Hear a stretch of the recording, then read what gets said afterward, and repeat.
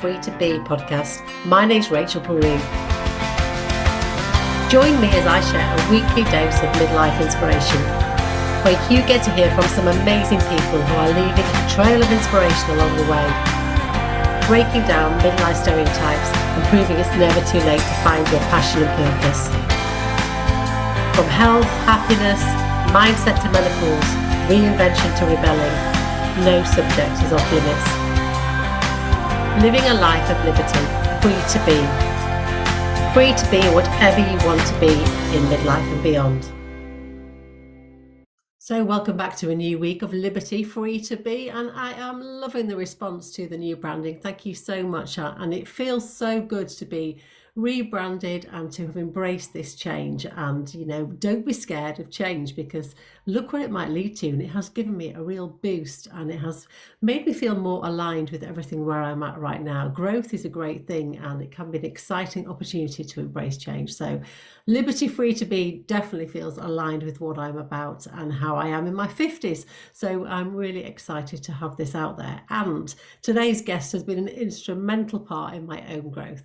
I would like you to introduce her to my fairy godmother. And she is the fairy godmother to lots of other people. So I can't claim solely her fabulousness, but she is a powerhouse, and I love the fact that I've been introduced to her online. We've been working together on my branding and more about my self-belief, because like lots of people, my confidence got knocked through lockdown life, and it's taken me a while to get my self-belief back and my confidence and to own the shit that I'm doing, quite frankly. And JoJo Smith has been an amazing part of my journey. I've been on her fabulous self-awareness strategy course. I then have been on a retreat with her and Rosie Wilkins, and now we've been through this whole journey of rebranding, and I am in a really good place because of her. So I have a lot to share with you today, and I'm so glad that JoJo Smith is going to be introduced to the Liberty Free to Be world. So good morning, my gorgeous friend. How are you doing, JoJo? I'm not going to lie, I've had to catch a bit of a breath because we have had a very busy, I want to say weekend. It wasn't even a weekend. It took the weekend to get over it. We've just got back from a huge event and I'm taking a bit of a breath. Yeah. Be inspired. For those that have never heard of it, Daniel Wallace has created the most amazing community heart-led speaking event over 2 days, and it does feel like a weekend festival. It is mentally kind of takes you on such a roller coaster, and you were a big part of that. Who knew that amount of fabulous inspiration could take place at Old Trafford? Yeah. I had to admit that bit. I had to not tell my husband I was off to Old Trafford as a Tottenham fan. Didn't go down well. We're Villa fans in this house, so knowing that I've spent that amount of time at Manchester United at the Theatre of Dreams, but it really was a theatre dream. So yeah, and for me, Rach, dreams is what I work in. So it's been a bit of a week. It's been amazing. And in my introduction, I described you as my fairy godmother, and you are instrumental of the branding behind me, Liberty Free to Be. I've been on a big journey already with you, and it's only just started. But how do you describe yourself to people? How would you describe yourself in 3 words, and why? Oh, in 3 words, I think, I've got 2 sets of 3, right? So if we can have triplets twice, then I think how I would describe myself is definitely sassy, not sorry. And then the other one would be happy, sassy, and successful. But if you're asking me to describe what I do in 3 words, then it's belief, branding, and business development. Fabulous. You have put that so succinctly, and I can't wait to share everything that you do in this podcast. And it's easy for people to look at people like yourself that are successful, that are helping other people become successful and really step into their own light without appreciating the journey that you've been on. And you have got to this journey later on in life. So where do we start with this backstory? Where would you like to start with it? Because you have been on your own journey. And I mean, although I act sometimes like a 7-year-old, I'm actually 49 in May. So I am heading to half 100. I've got to say, it doesn't bother me in the slightest. In fact, I get quite excited about it because the older I get, the wiser I get, the sassier I get, to be perfectly honest with you. And the more confident I get, and no, my journey wasn't an easy one. I am a successor of the care system. I like to say successor rather than survivor because I was sitting in survivor for quite a long time, thinking I was in success, and I actually wasn't. So it wasn't until I decided to actually step into my own empowerment, my own confidence, my own sassiness. Just for anybody listening, the word sassy stands for lively, bold, full of spirit, and a little bit cheeky. And it was a crown I decided to own at the age of 46. But yeah, my life wasn't always like that. My life hasn't always had me sitting in courage, confidence, and self-belief abundance. It's been a real work journey, to be honest. And what kind of key things kick-started this journey? Where did you get that courage from to go down this new path? What ignited it? Was it something somebody said to you? Was it something that you kind of got this light bulb moment and thought, actually, yeah, shit, I'm not owning what I'm doing here? So I think I was in a situation where I was in the corporate space for many years, 20 years, business development, working for other companies, representing them. Um, and my integrity was compromised and my values were not aligned with where I was. And once my integrity was compromised, for which had been about the third or fourth time in my working career, I got to the point where I was just like, the only way I'm not going to have this happen again is if I'm in charge of my own destiny, if I'm my own boss, if I am doing this the way that I really feel this needs and could be done. Mm. Um, so it was almost a little bit of a push and a nudge, to be perfectly honest with you. And the big girl pants had to come out because it was either put up and shut up or do something about it. Mm. And in life, whatever you're doing, if you're not going to put up and shut up, there's only one person that can do something about it. And there was a lot of borrowing of belief to begin with, Rach. And I've spoke about that and I speak about that quite a lot because even though I was nudged and pushed into this like decision, it was like I really did only have two choices, and it was put up and shut up or take the plunge. Yeah. And for me, I was literally, I don't think I've ever said this to many people actually. I was on the verge of my slippers and my greenhouse and thinking, oh, you know what? I'm at this age. Maybe I'll just stop and take it easy, get a Yeah. little part-time job and do all that. Why am I pushing myself? And then something just said to me, you ain't done yet. Yeah. You ain't done yet. There's still so much stuff. Do you want any regret or do you want to go out and do this? You know what? Just try it. What have you got to lose? Because if the greenhouse and not that there's anything wrong with the greenhouse and the slippers, but if that's going to fulfill you enough, then take that. Yeah. But I knew it wasn't. I knew it wasn't going to fulfill me enough. So I was like, all right, then let's go for this.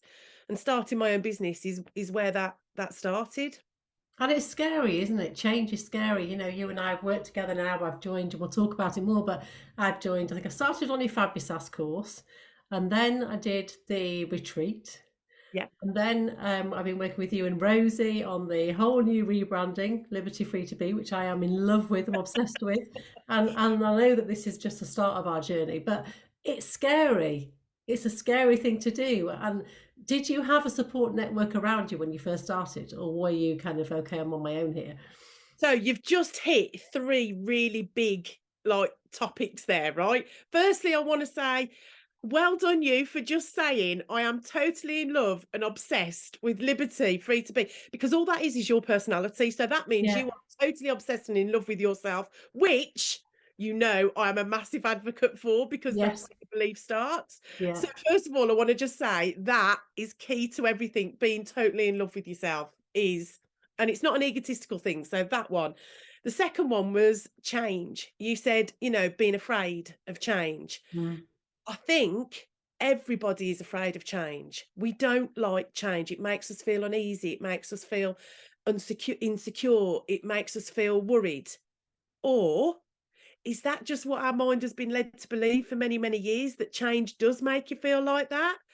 Now, even though I still get a little bit nervous at change, I have really taught myself to embrace change Yeah. because there's an old saying that people are so many old sayings. If nothing changes, nothing changes. That is so true, right?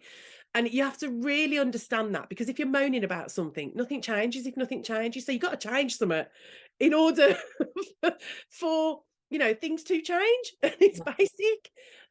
But we do all get a little bit nervous. And myself, coming from the life that I've had in care, when things change for me, that was really, really bad.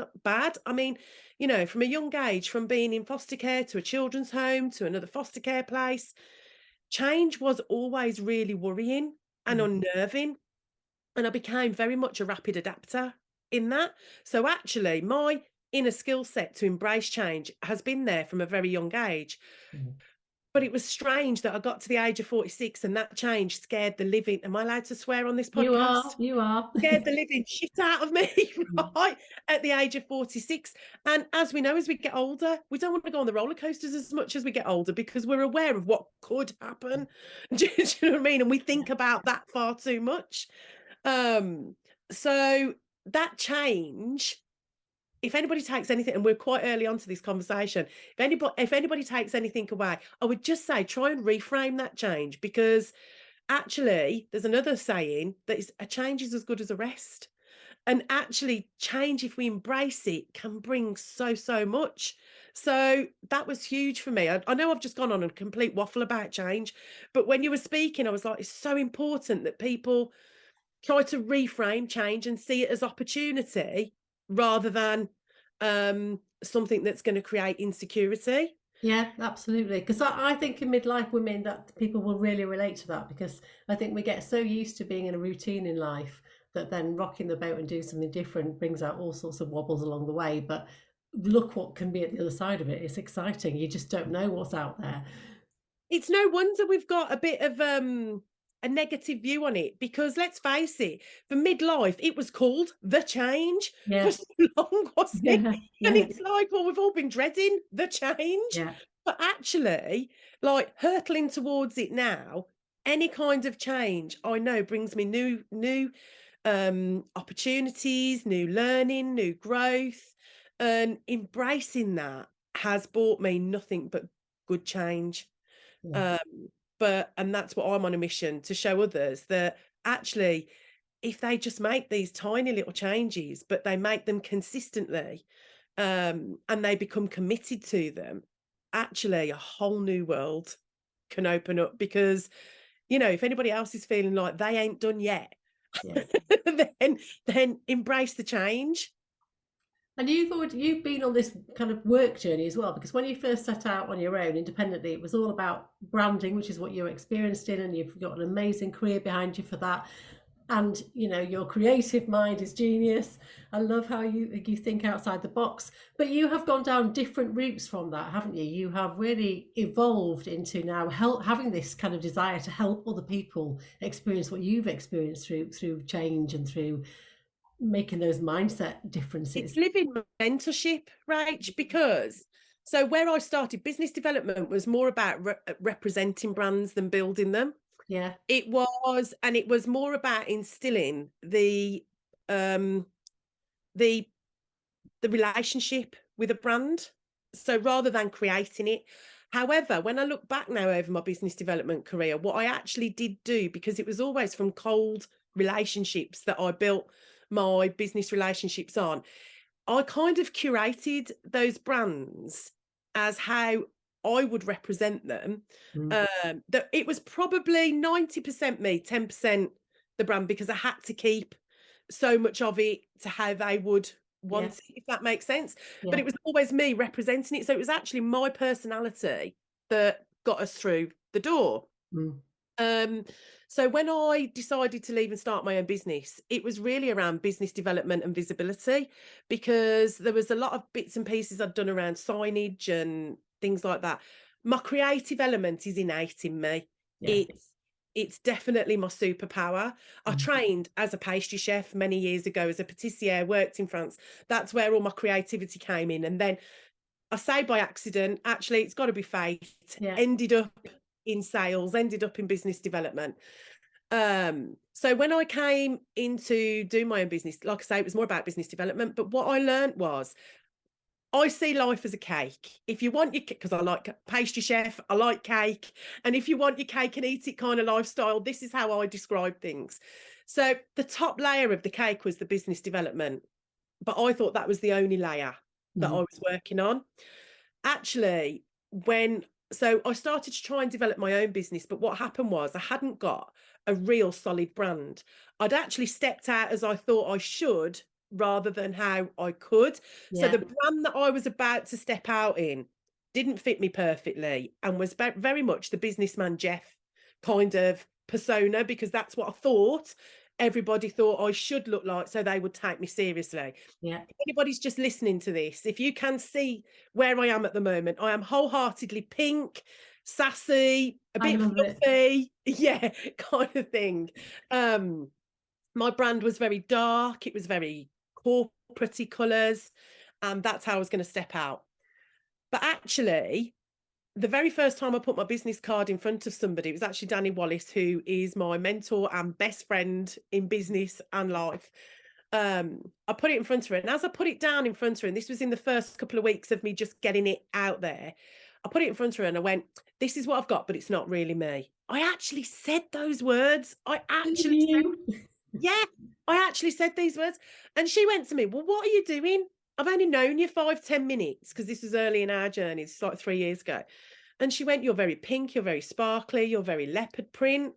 What made you successful in your previous career?" And I was successful in my previous careers, working with global companies like Amazon, big Premier League football clubs, that Yeah. kind of thing. And it was always from cold. So I always got through the door. And I was like, it was my personality that got me through the door. I wasn't your average kind of rep. I was the girl that had the toilet roll stuck to her shoe. You know what I mean? I was very much as I am, and very open and honest and genuine. And I was like, what am I doing? What am I doing? My business is not going to develop if I try and be somebody else. I've been successful being me in those elements. However, I had the safety of hiding behind a company name, Yeah. if that makes sense. So I was like, okay, I've always been a go hard or go home kind of girl. So if somebody gives me some direction, or if somebody says, this is how to, I'm going to try it, because what's the point of doing anything Yeah. half-ass? Yeah. So there's a great Matthew McConaughey video clip on TikTok and Instagram, which is him going, "Don't do anything half-ass." It's really, really cool. So I was like, okay, I need to sort my brand out. So I found myself a really good graphic designer. And I knew inside, because I'd always been a great translator between somebody's mind, what they wanted, but they couldn't create it. I've always been able to do that. Hence the Yeah. fairy godmother title, wishes into reality ideas, with strategy and stuff like that. So I was like, you know what, this is what I need to do. So I got a really good graphic designer, and we had a chat, and I was very intent on what I wanted. I was like, right, pink, let's go all out.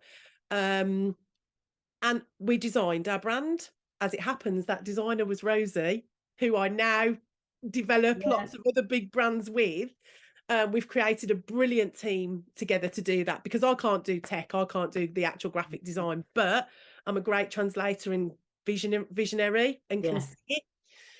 Anyway, so we did that. And as I did that, the minute I stepped into who I actually was and it fitted me perfectly, my brand and my business really started to be visible. I stood out from everybody else. I wasn't like the lemmings. I wasn't like how I thought I Yeah. should be. And it was like, hold on a minute, who's this new kid on the block? Yes. And I was just being sassy, not sorry, being myself. So that was the second layer of the cake for me. So now my business could start to develop because I'd got my real kick-ass brand. Yeah. However, in order to truly be you within your brand and your business, you really have got to have kick-ass belief in yourself, because to step out and stand out, that takes some kind of belief and confidence Yeah. to know that you're not going to give a flying fluebry what anybody else thinks of you, to know that you are an expert in your field, to know that you are putting, you're putting yourself out there in belief of what you're saying and where you can take people. Well, that all came down to belief, and that came down to really learning to love myself a little bit more, a Yes. whole lot more, actually. Yeah. that's where I then had to work on that. And so the foundation of my cake, my 3-tier cake, became belief, brand, business development. The foundational layer being the biggest, because as my business started to grow, the bigger things started to come along, the bigger hurdles, the bigger imposter syndrome, the bigger limiting beliefs, the bigger what ifs, the bigger worries. And that's where Fabusas was born, which was, I mean, there's two kinds of sass in my world, as we know. There's the sassy, not sorry version of me, but there's self-awareness strategy. And that is what I really started to work on, knowing myself, understanding myself, accepting myself, acknowledging myself, loving myself, taking responsibility for myself. And that was all about self-awareness. And it wasn't until I got that right that it became really sturdy. Yeah. Do you know what I mean? I completely get that now, obviously, because I've been through the Fabulous system, and it is a game changer. And it's easy to look at somebody on Instagram and think, oh, you know, they're really uber confident and they know what they're doing and they know where they're at. And I think for me, lockdown life really knocked my confidence and my self-belief hugely. And I'm sure lots of people can relate to that, because obviously my work stopped because I wasn't modelling in London all the time. So then it took down a whole journey of, well, who am I? What do I stand for? What am I really about? What am I going to own? And it's hard, it knocks your confidence. And going through your system with Fabulous really made consistent work on myself so much easier, and made massive mindset changes for me that have really opened up a new way of thinking, to know that I'm owning what I'm doing. And I think that's what older people need to start embracing, and knowing that all these experiences we've had in life take us to this point, and let's own it and celebrate what we're doing in work and business life. We forget what we've done though, don't we? Yeah. We're not our own best advocate. We'll stand there and we'll cheerlead somebody else, but how Yeah. often do we actually cheerlead ourselves? And that was a strategy for me, because I was like, so I'm not a book smart girl, although I've written a book, Yes. which shameless plug. I've got it. I've written a book. It went to #1 in 14 categories. Thank you. Amazing. This is a girl that uses kisses as full stops and has got a real broad Brummie accent, is shocking at grammar, and convinced I'm ADHD, but not had it fully diagnosed. So my concentration span can sometimes be off the scale. But writing this book was really, really important, because I really wanted to get across that what had happened for me wasn't about being, like, one of my biggest limiting beliefs was that I was not qualified because I didn't Yes. go to university, Yeah. and I hadn't done great at school. But interestingly, I had done amazing at French in school because I loved French, right? So actually, learning another language is one of the hardest things that you can do. But because I loved it and I enjoyed it, I'd excelled in it. And if we think about it, so where I'm not book smart, common sense smart comes really naturally to me. And so it was like, hold on a minute. Anything that I love, I excel at. I am capable of all these things. Why are we not homing in on this for ourselves? Why do we spend all our time focusing on our weaknesses? Yeah. I think one of the first things that I asked you was, Rach, what's your favourite thing about you? And when I ask this to any of my clients, they always go, well, I know what I don't like. Yeah. No, that's not what I asked you. I asked you, what is your favourite thing about you? It's so hard for people to come up with. More often than not, if they're a family person, they'll go, my favourite thing is I'm a mum. Well, that's another identity. That's still not about you. That's another label and hat that you wear. Yeah. It's not actually about innately you. What is your favorite thing? What can you sing your praises about you? And I was like, the more I focus on that, the more I can really give myself the empowerment to go out and say, you know what, I'm awesome at this, Yeah. and I am an awesome creative. So what went from I am not qualified went to I am an awesome creative. And the minute I started to hear that more, the I am qualified went out the window, because actually 20 years of business development experience, I am more than qualified. Absolutely. Yeah. Right? I'm more than Yeah. qualified than some of the teachers or the lecturers Yeah. that have done it. So it was focusing on my absolute strengths and really reminding myself of those things, reminding myself of past traumas that I've got through, Mm. reminding myself that I'm still here, I'm still breathing, I've Yeah, got through everything. So actually, I've done all right for myself. I've yeah, looked after myself. I've I've showed up for myself. And how many people actually like really give themselves the evidence to that and go, you know what? You're still here. You've done all this stuff. We forget all the amazing things that we've done. So, in creating Fabusas, which is the Fab You Self Awareness Strategy program, I gave myself a little strategy and I practiced it. And it was based on creating new habits, 21 days to break a habit, 96 days for a lifestyle change. But creative SaaS is about creating a strategy that's really connected to you. It's personal to you. It's not generic for what everybody else does. So yeah, I did it over 22 days because 22 is my number. I'm connected to it. I love a tutu. It's my birthday. I was already on a winner because I wasn't going to get bored because I was excited to get to 22, if that makes sense. yeah, yeah, Um, so I know we're going off on lots of different tangents here, but I feel like we're opening up all the boxes. And it's important to understand, for people to understand, to say, well, it's okay for you to say, you're quite happy, you're quite, you're vibrant, you haven't got this going on in your life. I have yeah, got these things going on in my life, but I have a strategy which enables me to come back to happy, or to remind myself that if I have a shit day, actually just think of all the things you've actually done.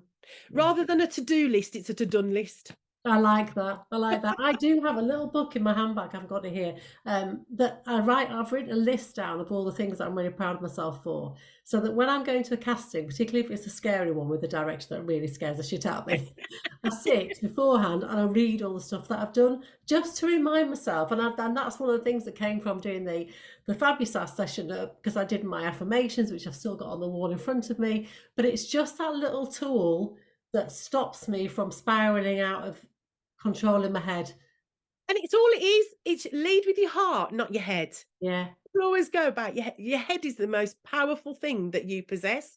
Yet it's the one thing that tells us all the time that we can't do something or whatever. So if you go with loving yourself way more, I absolutely love that you read those things to yourself, because like, I mean, I'm the first person that when I say I'm speaking to Rachel Peru, I'm like, do you know what she's done? Do you know she's done this? Do you know she's done I'm like, all these amazing things, I can see them, but we have to see them for ourselves first and foremost. yeah. We don't spend enough time on that. Don't you And think though, as particularly as females in that environment from a young age, we're kind of taught not to big up ourselves because it's seen as bragging, or my parents used to say, oh, don't say stuff like that because people think you're bragging, and so it's don't kind show of off. from an early age it puts you off from speaking about yourself. I had no problem sharing my podcast guests. I think that's why I liked it, because it took the onus off me. Whereas now Yeah. I'm like, well, actually, I'm going to put myself in the limelight as much as my other guests.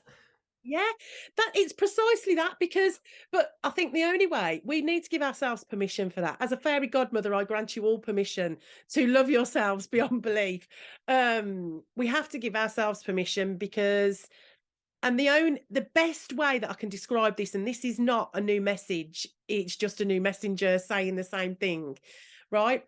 Um, when we're on a plane and they say put your oxygen mask on first, Yeah, because you can't, if you run out of oxygen, how are you going to look after anybody else? Yeah. yeah, That is common sense. Yeah. Because you need to look after yourself first and foremost before you can look after anybody else. So, therefore, how is that any different to loving yourself? You can't love anybody else, or nobody else is going to love you unless you do first. Put yes, that oxygen mask on for you first. It's allowed. It's the word selfish as well, isn't it? yeah, That was one of my biggest hurdles to begin with, because selfish is just a word that was an ugly, naughty, meant you're not a nice person kind mm, of word. But when you break I had to get over that word. So I play with words. I'm a bit of a wordsmith, quite a lot. As we know, I have my own language. In yeah. my book, there's a glossary, not a glossary, because there's Sassville, there's home play, there's all these different words that I play with. Um, and I had to get over the word selfish, to begin with. And I was like, it was my first big hurdle. I was like, okay, how am I going to get over being selfish?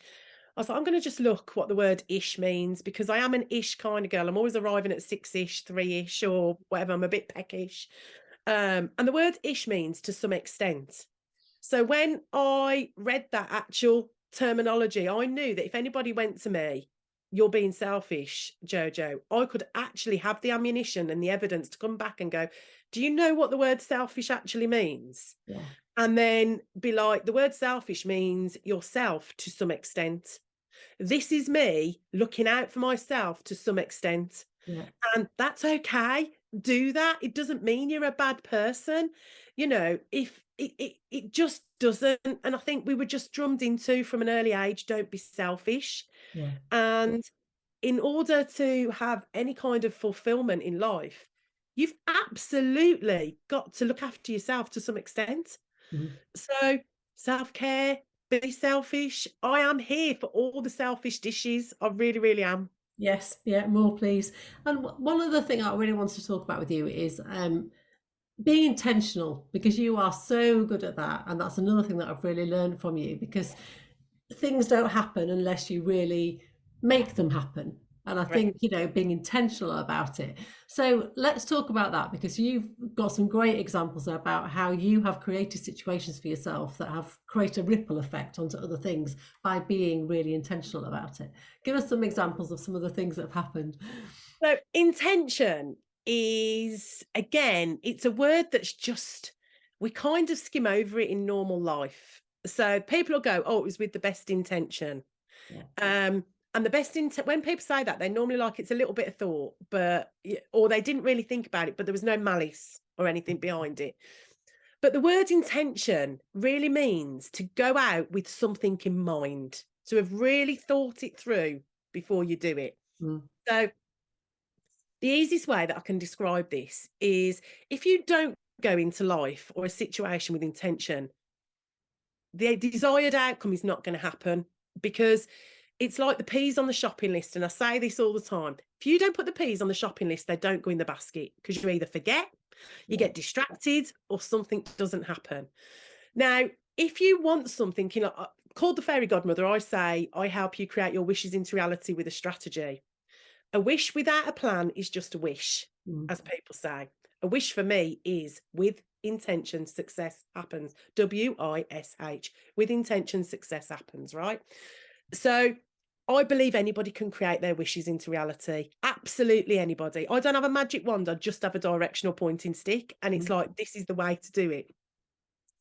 And you can be and do anything you want to do in life if you set out with intention. If you go, okay, I want to work on a yacht, or I want to own a yacht in Dubai, wherever, whatever you want to do. People go, oh, I couldn't do that. That kind of thing doesn't happen to me. How are you going to get that? I've got to have loads of money, blah, blah, blah, blah.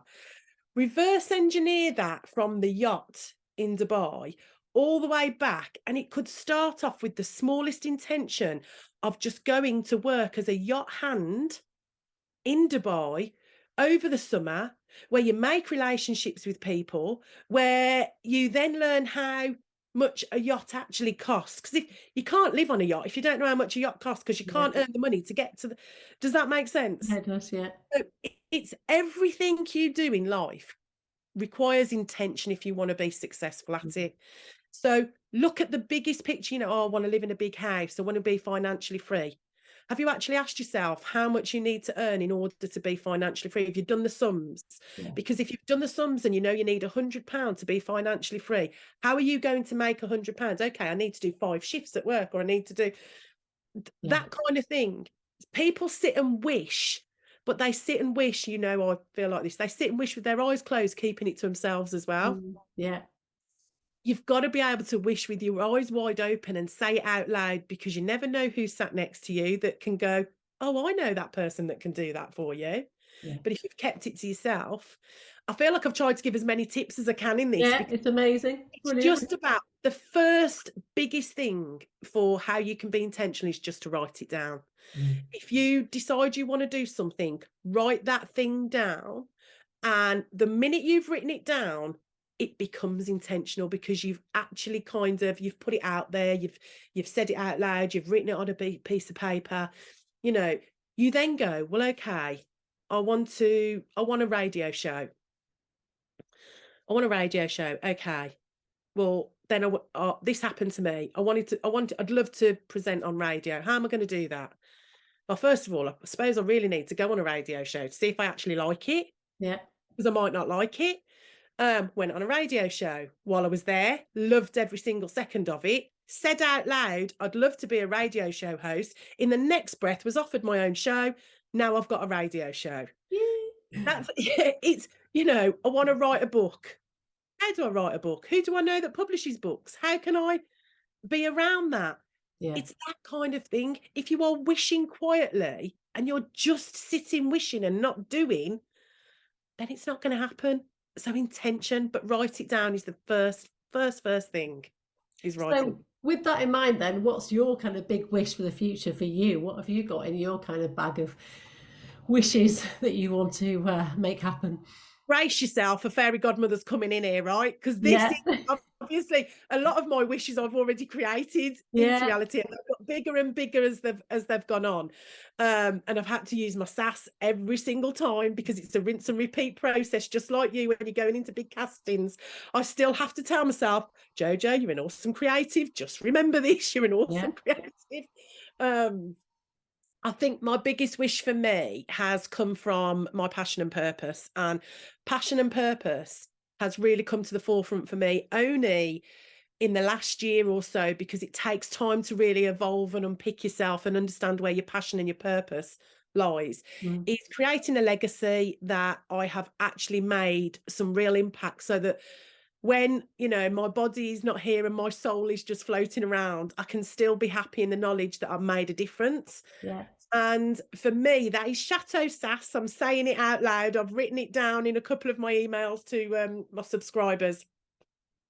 But Chateau Sass is a children's home enterprise foundation, which is for children coming out of the care system, to give them hope, opportunity, motivation, and energy to actually become entrepreneurs and create their own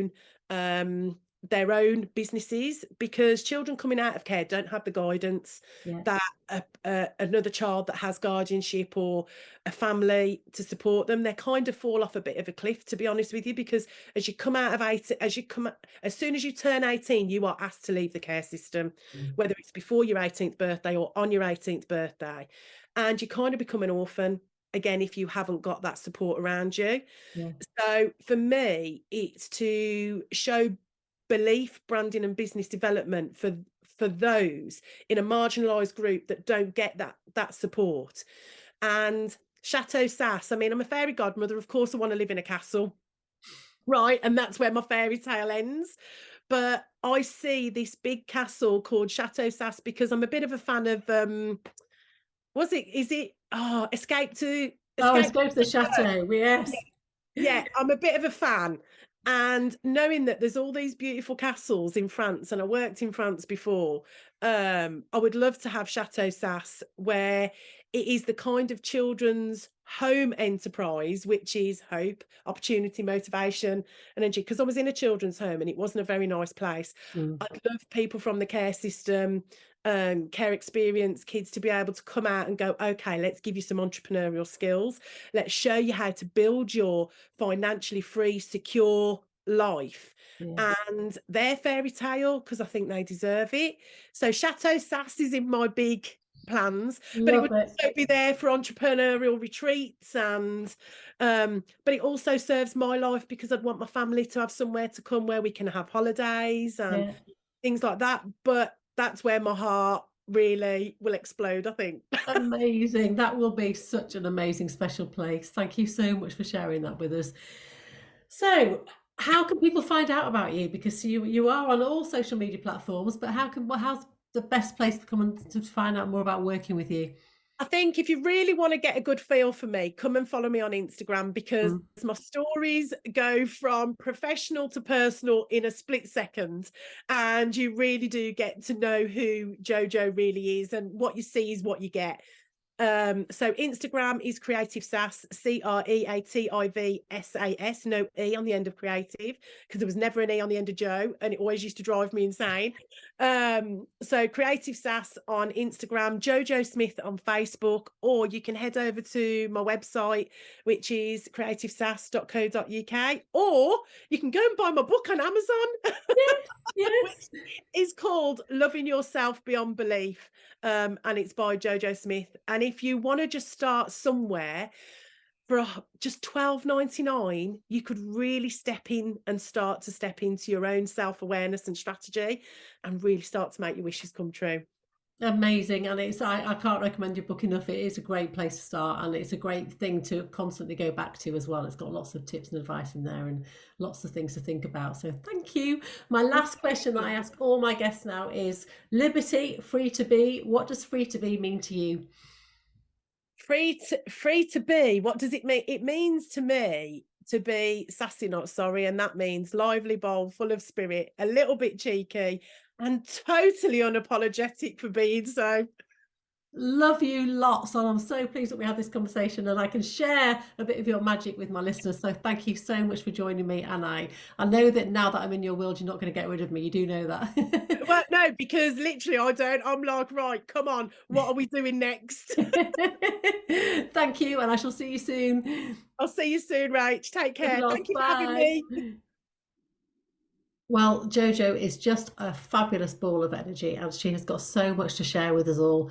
I loved her tips. There's lots of food for thought there, and it's about consistency and reminding yourself of all the amazing things that you have done, so that you can go on and carry on doing those amazing things, and know that you don't have to stop at a certain time in life unless you really want to. And if you do want to, then go for it. But if you don't, there are so many opportunities out there later in life, midlife and beyond. It's a really exciting time, and stepping into your superpower and owning what you're really good at is a great place to be. And JoJo has massively helped me and so many other people that she works with through Creative Sass, so I can't recommend her enough.